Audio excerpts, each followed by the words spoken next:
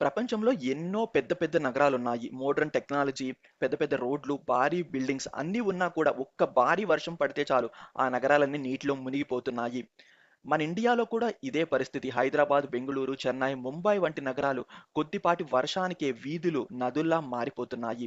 కానీ ఇలాంటి సమస్యలు భవిష్యత్తులో అమరావతి నగరంలో రాకూడదనే ఉద్దేశంతో స్మార్ట్ ఫ్లడ్ మేనేజ్మెంట్‌ని ప్లాన్ చేశారు.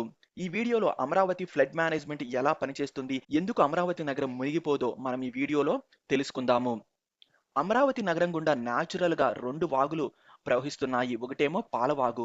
ఈ పాలవాగు వచ్చేసి దొండపాడు, పెనుమాక మీదుగా ప్రవహించి కృష్ణా నదిలో కలుస్తుంది. సో, ఇది పాలవాగు.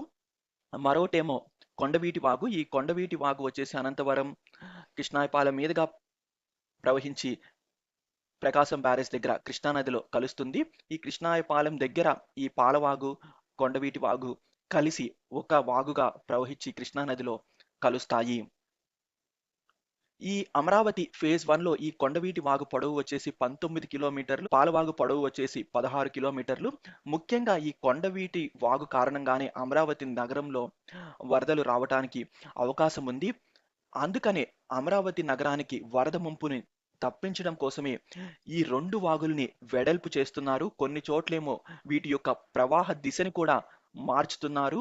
మరియు కొత్త కెనాల్స్‌ని కూడా నిర్మిస్తున్నారు. సో, అంటే ఈ వాగుని కొన్ని చోట్లేమో వెడల్పు చేస్తున్నారు. కొన్ని చోట్లేమో కంప్లీట్‌గా అలైన్‌మెంట్‌ని మారుస్తున్నారు. ఈ కొండవీటి వాగుని కూడా అంతే. కొన్ని చోట్ల వెడల్పు చేయటము, మరియు కొన్ని చోట్ల అలైన్‌మెంట్‌ని మారుస్తున్నారు. మరియు ఈ కెనాల్స్‌కి 2 వైపులా 30 మీటర్స్ బఫర్ జోన్ ఉంటుంది. సో, ఆ ప్రాంతాన్ని టూరిజం పర్పస్ కింద ఉపయోగించుకుంటారు. ఇంకా గ్రావిటీ కెనాల్‌ని కూడా నిర్మిస్తున్నారు. ఈ గ్రావిటీ కెనాల్ పొడవు వచ్చేసి అమరావతి నగరంలో అప్రాక్సిమేట్‌గా 9 కిలోమీటర్లు ఉంటుంది. యాక్చువల్‌గా దీని టోటల్ పొడవు 23 కిలోమీటర్లు. ఈ గ్రావిటీ కెనాల్‌లో గ్రావిటీ ద్వారా నీరైతే ప్రవహిస్తుంది. ఈ కెనాల్స్‌ను వెడల్పు చేయటము, అలైన్‌మెంట్‌ని మార్చడమే కాకుండా రిజర్వాయర్స్‌ని కూడా నిర్మిస్తున్నారు. ఈ పాలవాగు, కొండవీటి వాగు కలిసే చోట కృష్ణాయపాలెం, పెనుమాక మధ్య 190 ఎకరాల్లో ఒక రిజర్వాయర్‌ని నిర్మిస్తున్నారు. అంటే ఈ రిజర్వాయర్‌లో నీటిని నిలువ ఉంచుతారు. మరో రిజర్వాయర్‌ని వచ్చేసి కొండవీటి వాగు పైన నిర్మిస్తున్నారు. దాదాపుగా 400 ఎకరాల్లో. ఇది ఎస్ఆర్ఎం యూనివర్సిటీ పక్కనే ఉంటుంది. అంటే ఇటు నీరుకొండ కొండ, ఎస్ఆర్ఎం యూనివర్సిటీ ఈ రెండిటి మధ్యలో ఉంటుంది ఈ నీరుకొండ రిజర్వాయరు.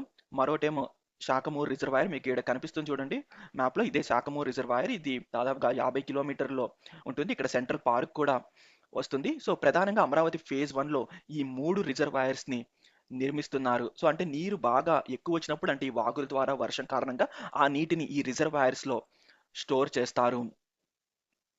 ఇంకా ఇక్కడ కూడా ఒక కెనాల్ ఉంది. ఇదేమో కోర్ క్యాపిటల్ గుండా వెళ్తుంది. అంటే ఇది పరిసరాలు అందంగా కనిపించడం కోసము ఈ కోర్ క్యాపిటల్‌లో ఈ కెనాల్‌ని ఏర్పాటు చేశారు. ఈ రిజర్వాయర్స్ నిర్మించడం, ఈ కెనాల్స్‌ని వెడల్పు చేయటము, అలైన్‌మెంట్స్‌ని మార్చటం వల్ల భారీ వర్షం పడినా కూడా ఆ వర్షపు నీరంతా వెంటనే ఈ కెనాల్స్‌లోకి వచ్చేస్తుంది. ఆ కెనాల్స్‌లో నుండి ఈ రిజర్వాయర్‌లోకి వెళ్ళిపోతుంది.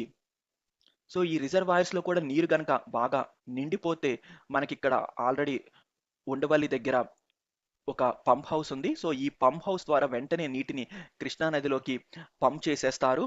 మరియు ఇటు సైడ్ వచ్చేస్తే వైకుంఠపురం దగ్గర కూడా ఒక పంప్ హౌస్‌ని ప్లాన్ చేస్తున్నారు.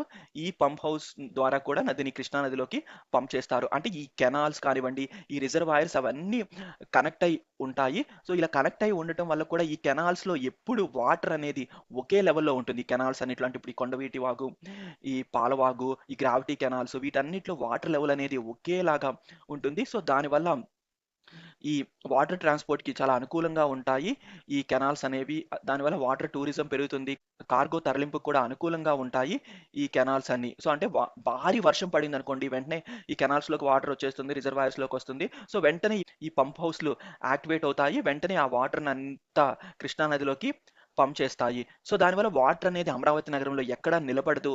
లో లయింగ్ ఏరియాస్ ఉన్నా అవి కూడా మునిగిపోవు.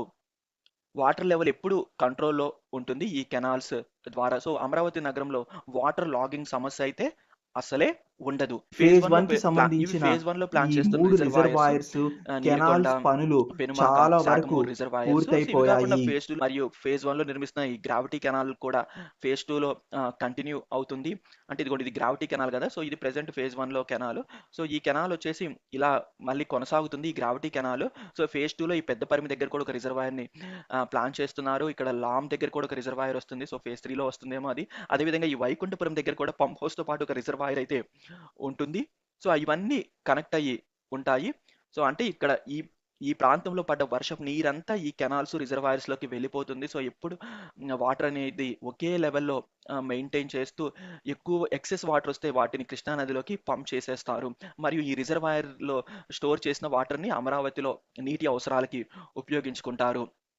సో, అంటే ఫ్లడ్ మేనేజ్మెంట్‌కే కాకుండా ఈ కెనాల్స్ అన్ని వాటర్ టూరిజం, వాటర్ టాక్సీస్‌ని నడపటానికి చాలా అనుకూలంగా ఉంటాయి. సో, అమరావతికి సంబంధించి చాలా డాక్యుమెంట్స్ ఇంటర్నెట్‌లో అందుబాటులో ఉన్నాయి. వాటిని ఆధారంగా చేసుకొని నేను ఈ వీటిని డ్రా చేశాను. సో, కొన్ని చోట్ల ఏమైనా తప్పులుండొచ్చు, లేదా కొన్ని ఓల్డ్ డాక్యుమెంట్స్ ఉండొచ్చు. సో, అడ్జస్ట్ అవ్వండి. ఒకవేళ మీకు కరెక్ట్‌గా తెలిస్తే కింద కామెంట్ రూపంలో తెలియజేయండి. మన దేశంలో చాలా నగరాలు వరదలతో ఇబ్బంది పడుతున్నాయి. కానీ అమరావతి నగరాన్ని ముందుగా ప్లాన్ చేసి సిస్టమాటిక్‌గా డిజైన్ చేయటం వల్ల భవిష్యత్తులో ఈ అమరావతి నగరము వచ్చే 100 ఏళ్లలో ఈ వరదల కారణంగా మునిగిపోవటానికి అవకాశం అయితే లేనే లేదు. సో, ఈ అమరావతి నగరంలో ప్లాన్ చేసిన ఈ ఫ్లడ్ మేనేజ్మెంట్ పైన మీ అభిప్రాయం ఏంటో కింద కామెంట్ రూపంలో తెలియజేయండి.